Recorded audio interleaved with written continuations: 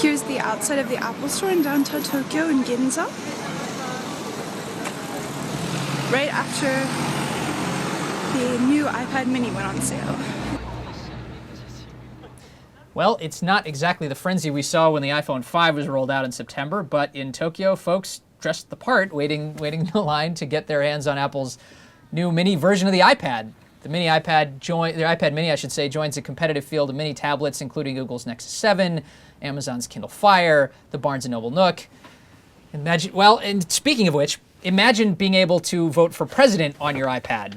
That's not actually so far-fetched anymore. Some Americans living abroad are casting absentee ballots in a new way this election season, by email. CIO Journal's Joel Shechtman has the story of our brave new world of voting and the controversy surrounding it. Joel, good morning. Good morning. So describe this new system and who it's designed for.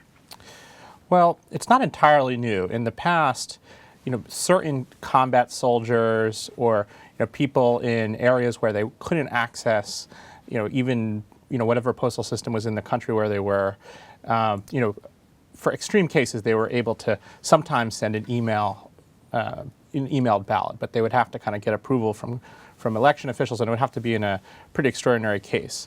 But right now, what we're talking about really is, the election officials in some states they send you an email that has your ballot on it. You print it out, fill it out, then scan it, and then email it back, correct? Right, and now it's being done on a much wider level than ever before. For this election, there are 17 states that any voter who is living overseas or in the military is now able to email a scanned copy of their ballot back. Okay, and there are a lot of skeptics who say that this is very vulnerable to hackers.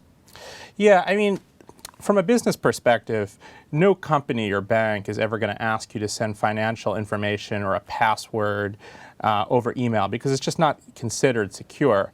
Emails transit many different servers on their way to their destination, and at any of those points, it can be that information can be compromised. A hacker could get his hands on it. What would he do? He'd basically get into the server.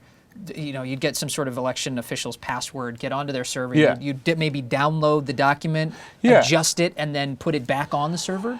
Right, and the thing is, postal mail is vulnerable to people stealing it also, but the problem with electronic stuff is that you can kind of automate that process. So you could potentially steal, many ballots, and you could automate the process and target particular email addresses where the ballots were being sent and potentially steal thousands. Mm-hmm. Now, last question briefly, what is going to be the impact of some of these new measures on let's say absentee ballot voter turnout, if you will, among absentee voters?